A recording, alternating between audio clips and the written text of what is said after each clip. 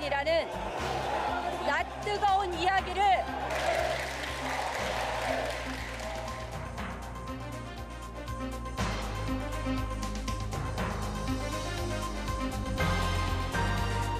명령 부인합니까?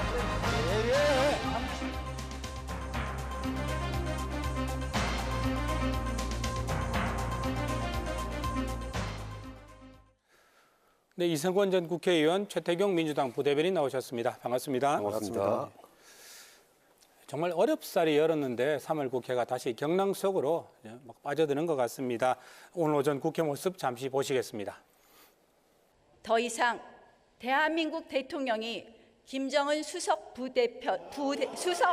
대변인이라는 낯뜨거운 이야기를 듣지 않게 해 주십시오.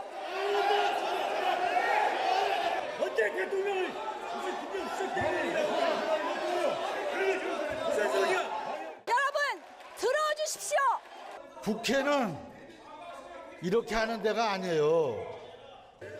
참아요. 참아요. 또 참아요. 최종적인 판단은 국민이 하시는 거예요. 조용하세요. 두 분 어떻게 보셨습니까? 참 3월 국회가 암울해 보입니다. 대통령의 대북 정책에 대해서 비판을 할 수도 있지만 네. 내용을 가지고 비판을 해야지 그 인격적인 표현을 써서는 안 된다고 생각합니다. 그 일반인들이 술자리에서 대통령을 폄하하고 욕하는 건 있을 수 있지만 네. 요 앞에까지만 하더라도 집권 여당이었고 지금 현재는 수권을 노리고 있는 제1야당의 원내대표에 또 원내대표가 되고 난 다음에 첫 대표 연설을 하는 자리입니다. 네. 거기서 저런 표현을 쓴다는 것은 바람직하지도 않고 그리고 과거에 노무현 김대중 대통령 시절에도 네. 대북 정책에 대해서 야당이 비판을 할 때는 내용을 가지고 비판을 했지 저런 표현을 쓴 적이 없습니다. 그래서 상당히 좀 후퇴한 표현이다 아쉽게 생각을 하고 동시에 민주당의 대응도 조금 과한 면이 있습니다. 어떤 측면에서? 대정부 질의가 끝나고 난 다음에 민주당이 의원총회를 소집해서 네. 국회 윤리위원회에 국가 원수 모독죄로 네. 제소를 한다고 했습니다. 그건 좀 과하다. 아까 문희상 의장이 얘기한 것처럼 네. 국민들이 알아서 판단하도록 좀 맡기두면 되지 여와 야가 강대강의 대결을 가는 건 바람직하지 않다.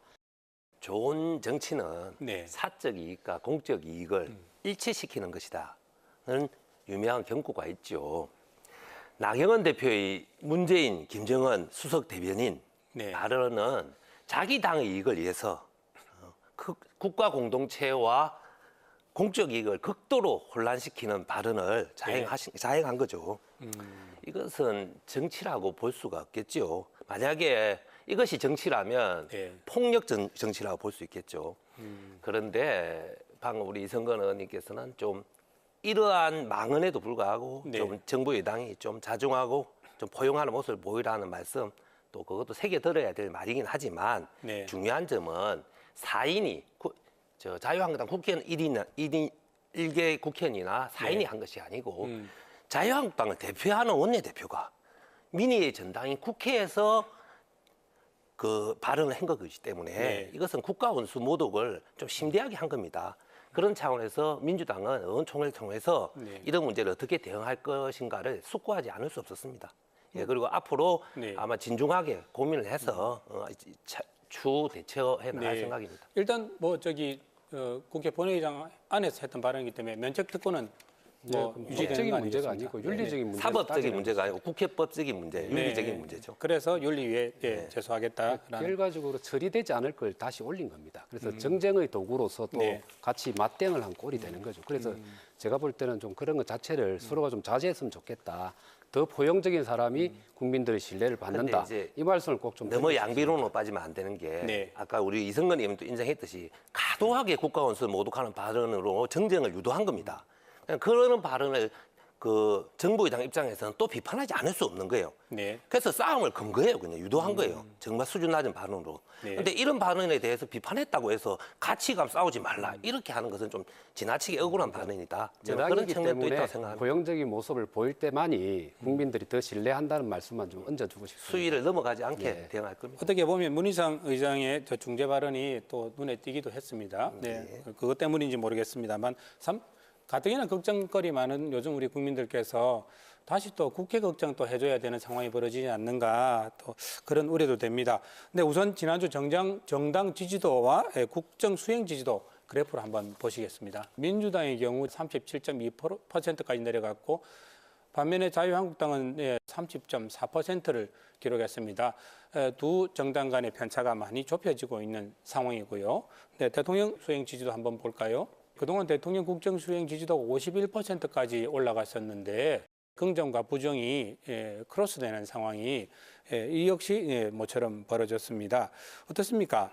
한국당 지지도 올라가는 거 이런 부분들을 어떻게 컨벤션 효과다 전당대회의 뭐 이런 이야기도 있고 또 민주당 경제 실정으로 인한 반사 이익이다 이런 이야기도 있습니다. 어떻게 보십니까? 지난 자유한국당 전당대회 당시에 네. 자유한국당은 두 가지 악재가 있었지요. 네. 김진태 후보와 김순례 후보가 네. 연일 전당대회장에서 극우적 발언, 5.18 망언을 잇는 발언을 했었죠. 그리고 또 두 번째 악재는 북미 정상회담으로 인해서 국민적 관심이 온통 정상회담 쪽으로 빼앗겼죠. 그래서 전당대회 당시에는 전혀 지지율 상승에 컨벤션 효과가 없었습니다. 그렇죠. 그런데 네. 이제 전당대회가 끝나고 황교안 체제에서 두 가지 또한 반대 호재가 온 거죠. 낙선한 김진태 대표가 입을 닫았고 그리고 김순례 최고위원 후보는 네. 당내 이제 처벌을 두려워해서 또 입을 닫고 있죠. 요즘 그렇죠. 그리고 두 번째는 북미 정상회담이 네. 구체적 성과 없이 합의 없이 결론이 났지요.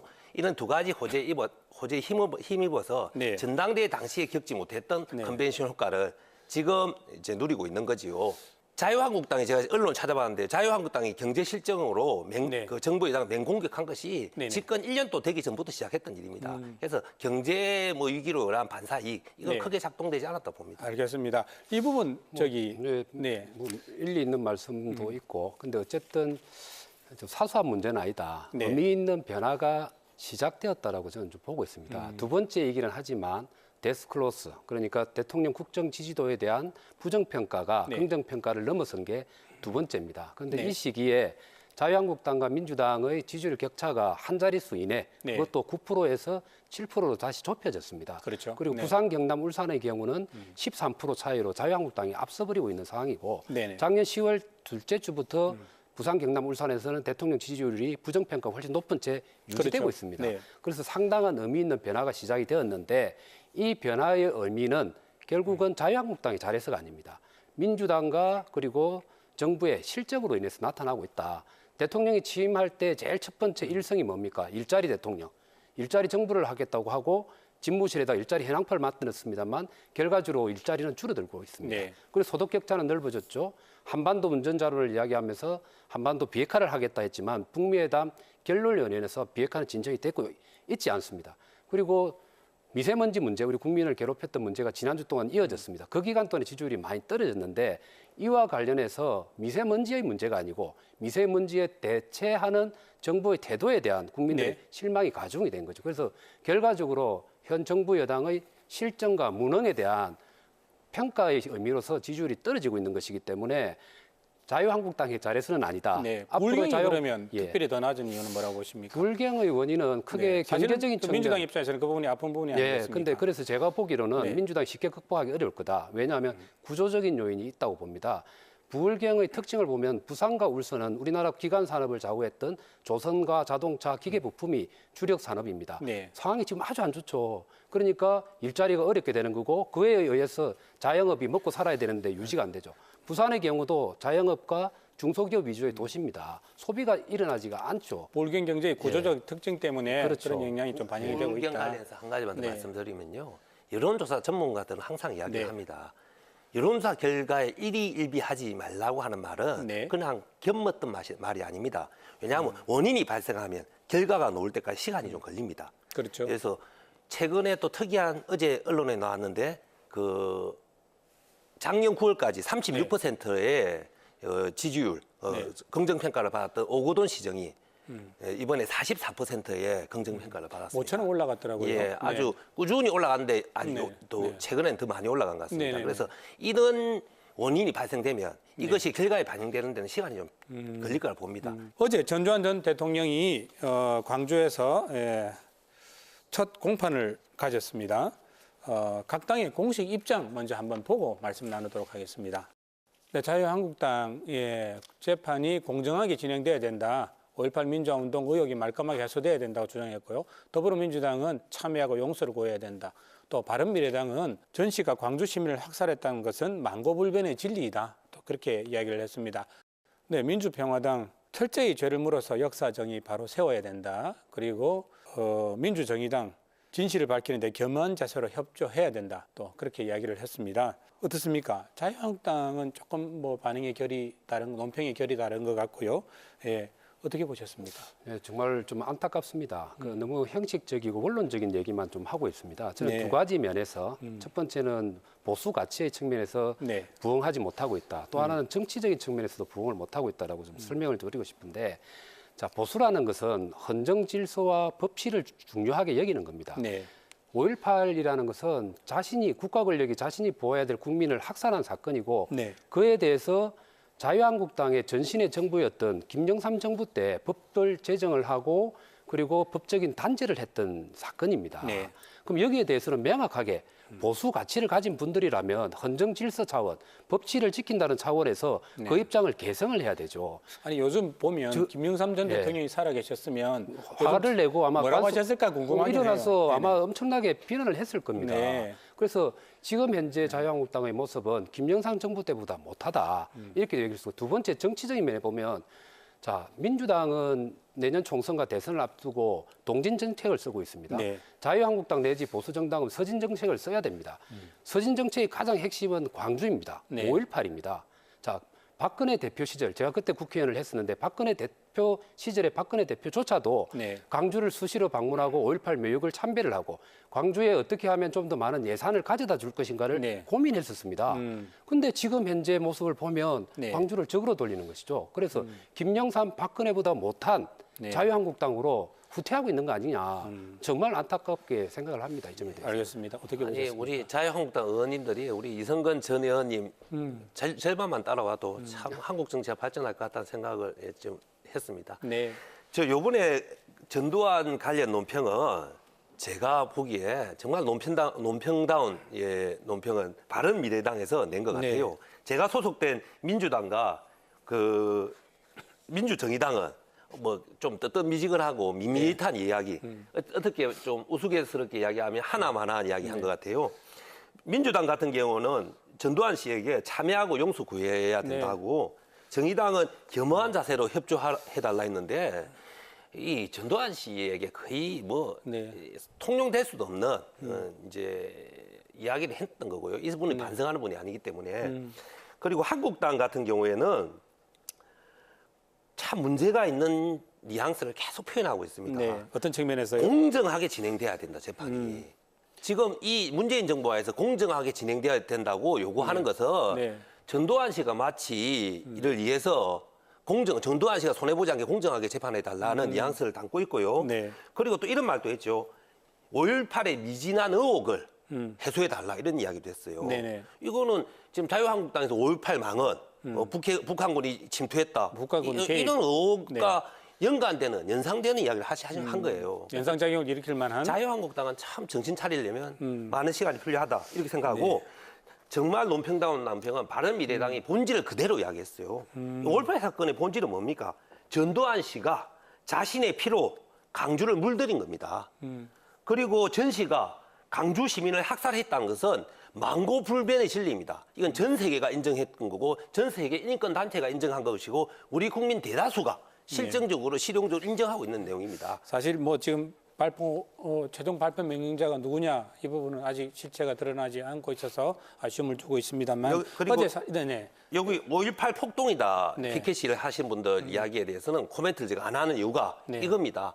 말이 아닌 소리에 대해서 네. 자꾸 논평을 하다 보면 네. 말이 소리가 말처럼 느껴집니다. 그래서 대꾸할 가치가 없습니다. 알겠습니다. 예, 그 부분 그래서 질문을 안 드렸습니다. 사실 이 온 국민이 어제 TV 화면을 지켜보면서 기다렸던 게 전두환 씨가 어떤 이야기를 할까 였는데 딱 한마디 하셨어요. 서울에서 나와서 다시 서울에 있는 병원으로 돌아가기 전까지 딱 한마디, 왜 이래? 예, 짜증나는 표정으로 이야기를 하셨는데 이 말이 담고 있는 의미 어떤 의미 담고 있다고 보시나요? 전두환 씨는 이거 왜 이래 했지만 네. 위대한 국민들은 저거 왜 저래 하지는 않을 겁니다. 그래서 군사 반란 수괴 네. 강주 시민을 학살한 학살자의 말에서 입에서 네. 뭘 기대하겠습니까? 다만 이 양반이 왜 이런 상태에 빠졌는가를 네. 좀 심리학적으로 볼 때는 네. 인지 부조화 증상이 좀 중증이 아닌가. 자신이 믿고 싶은 것을 믿고 있는 그런 상태에 빠져 있다고 생각합니다. 네. 어떻게 보셨습니까? 치매가 아니고 정신병입니다. 심리학적으로 분석을 하셨으니까 네. 왜 이래? 뭐 제가 볼 때는 이거는 뭐 닭 잡아먹고 오리발 내미는 네. 오리라고 생각을 하는데 이번 재판의 핵심은 당시 신군부 네. 노태우 전두환을 비롯한 신군부 계엄군에 의해서 네. 시청에 있는 시민들에게 헬기에서 기총 소사를 했느냐 안 했느냐가 쟁점이지 않습니까? 네, 네. 이미 그 국가기록원의 자료라든지 네. 주한 미국 대사관의 외교 문서에도 있고 그리고 네. 국방부 그러니까 당사자인 군인 국방부의 5.18 특별조사위원회에서도 기총 소사가 있었다는 게 증명이 되었고 네. 계엄군에 참여했던 사람조차의 증언도 있는 상황입니다. 이렇게 명백한 네. 증거가 있는데 네. 딱 잡아본 증거가 있는데 네. 그걸 부인하려고 오리발을 내미는 표현이 왜 이래였다고 생각을 합니다. 이게 당분간 유행어가 안 될까 싶습니다. 그러게 말입니다. 네, 이게 이분이 이렇게 이야기하신 게 사실은 뭐 그동안 여러 차례 있었죠. 그동안 했던 이야기들 한번 저희들이 모아봤습니다. 이게 95년도 내란 재판 당시 법정에서 왜 나만 갖고 그래? 이게 아마 뭐 우리 개그맨들도 많이 흉내를 내고 했던 그런 말이었고요. 네, 지금 무기징역 선고받고 2,205억 원 추징 결정이 되고 나서 내 지갑에는 전 재산 29만 원뿐이다. 아마 또 저런 이야기 그때 하셨고요, 저분. 네, SBS와의 기자회견 때로 기억하고 있습니다. 인터뷰에서 5.18은 총기를 들고 일어난 폭동이다. 또 이런 이야기 하셨습니다. 젊은 사람들이 자신을 좀 싫어하는 것 같아. 그런데 왜 싫어하느냐? 내한테 당해보지도 않고. 그때 농담조 비슷하게 이야기를 했습니다만, 예, 이것 역시 사람들 입에서 많이 회자가 되었습니다. 예, 부인인 이순자 씨도 이런 이야기 하셨죠. 이건 올해 들어서 했던 이야기입니다. 내 남편은 민주주의의 아버지다. 사실 어제 광주분들의 제가 얼굴을 TV 화면으로 보면서 한마디 사과를 그렇게 애타게 기다린 거 아니었는가라고 생각했는데 그동안 이분들의 이야기가 일관된 흐름을 가지고 있지 않나라는 생각이 또 들었습니다. 이렇게 말하는 이유, 심리 상태는 뭐라고 보십니까?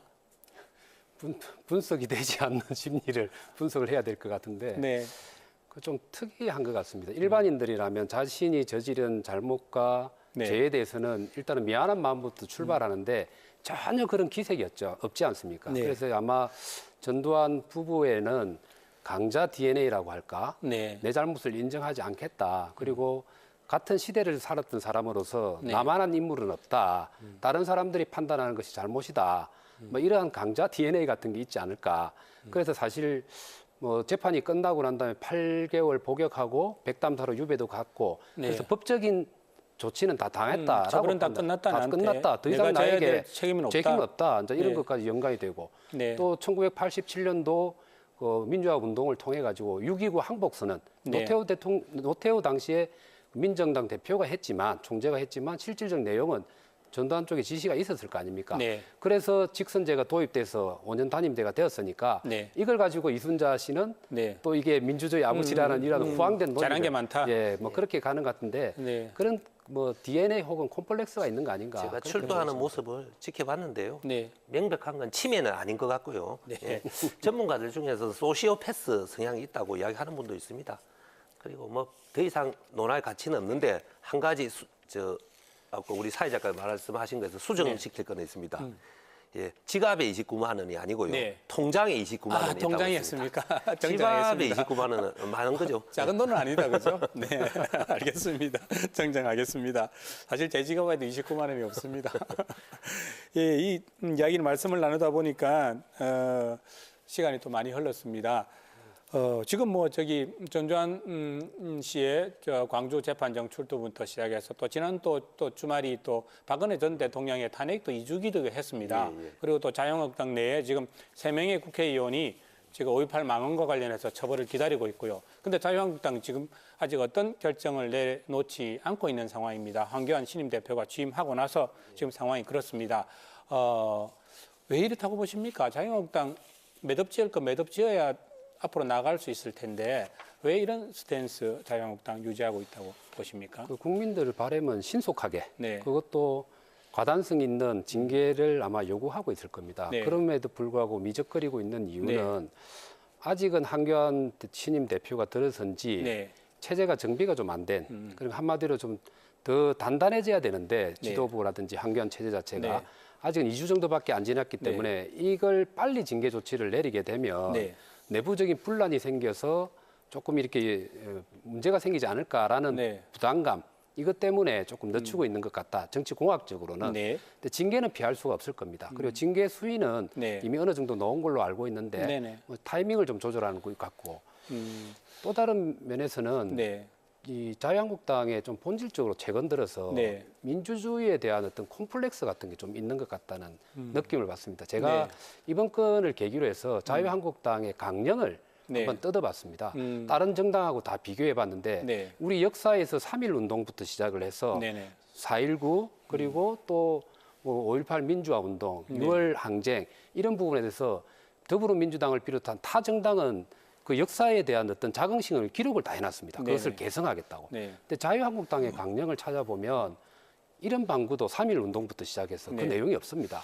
그야말로 자유민주주의와 그리고 시장경제, 네. 신자유주의 가치를 발굴한다는 이 정도 표현만 들어가 있지 안 들어가 있어요. 사실 자유한국당도 김영삼 전 대통령에서 이어지는 민주주의의 한 계보를 잇고 있지 않습니까? 맞습니다. 그러니까 결국은 과거에 이승만의 건국 그리고 네. 박정희의 산업화를 이어서 자유한국당이 풍부해질 수 있었던 이유가 YS가 김영삼 대통령이 3당 합당을 통해서 민주화 세력을 대거 넣은 거죠. 네. 그로 인해서 그야말로 다양성이 풍부해진 그런 정당이 되어서 여기까지 왔는데 네. 지금 진행되는 모습을 보면 그런 인적 자원들조차도 배제한 예를 들면 박근혜 대통령 시절에 과거의 민주화 세력이라는 사람들을 배제 다 시켜버렸습니다. 네.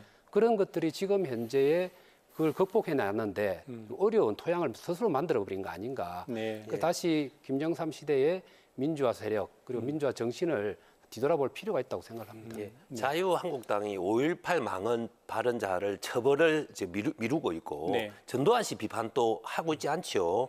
그래서 이러한 것이 민주당에 있는 분들조차도 얼마 전까지는 이렇게 분석을 했습니다. 태극기 부대와 유사한 생각을 가진 10% 정도의 고정 지지층을 의식하는 행위라고 우리가 분석을 많이 했었죠, 그죠? 네. 하지만 방금 이성근 우리 의원님 또 그 단초가 되는 이야기를 하셨는데 그런 차원이 아닌 것 같아요, 이제 보니까. 왜냐하면 이제 전당대회가 끝났잖아요. 전당대회가 끝났기 때문에 한교안 대표가 자기 소신껏 정치를 할 수 있는 기회가 왔는데도 불구하고 여전히 비슷한 스탠스로 가고 있다는 말이죠. 그래서 제가 볼 때는 이건 근원적으로 자유한국당 지도부의 역사의식과 민주의식에 점검을 해봐야 될 시점이 아닌가. 문제가 있다는 점이 참 드러나고 있는 것 같고요. 두 번째는 이거는 정치공학적으로 이런 문제가 있는 것 같아요. 당내 의원들 중에서 네. 그 10%의 태극기 부대 연료 지지층으로부터 자기 자신을 보호받고 싶어하는 사람들이 지도부에 입김을 넣고 있다고 봅니다. 네. 예를 들어서 다음 총선 때 공천이 위험해지고 공천 탈락의 위기가 왔을 때 네. 가장 열렬하게 지켜줄 수 있는 사람들이 이 10%의 고정 지지층 네. 태극기 부대원들입니다. 네네. 뭐 이 사람들은 물불을 가리지 않으니까 네. 저는 이런 것까지 고려해서 우리 거구직 성향의 의원들이 지도부를 압박하고 있다고 봅니다. 자유한국당. 오늘 뭐 나경원 원내대표의 발언부터 전두환 씨의 광주 법정 출석까지 이 말씀을 쭉 나눠봤습니다. 좀 민주당 지금 발끈하고 있는 상황이고요. 이번 주 국회 미세먼지도 어느 때보다도 더 나쁨 상태를 기록할 것 같아서 저희들도 마음이 좀 무겁습니다. 오늘 토론에 임해주셔서 대단히 고맙습니다. 감사합니다.